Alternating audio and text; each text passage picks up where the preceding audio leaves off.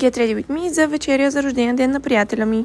Решихме да дойдем на спа почивка в Гранд Хотел Терме за 2 нощувки. Пристигнахме днес за рождения ден на приятеля ми. Цял след обяд бяхме на спа, изкъпахме се и сега се оправяме за вечеря. Много ми харесва хотела, но отделно ще ви кача и влогче от почивката ни. Няма да правя прекалено тежък грим, затова използвах серум BB крема на Миша. Нанесох коректор, кремообразен контур и разбира се ружа на Роуд. Цветът е просто невероятен, вижте колко добре стои.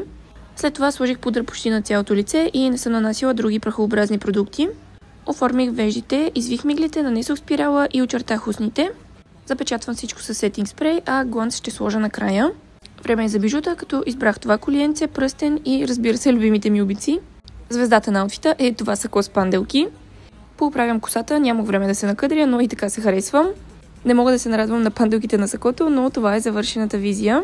Надявам се видеото да ви е било интересно и благодаря, че гледахте. До скоро!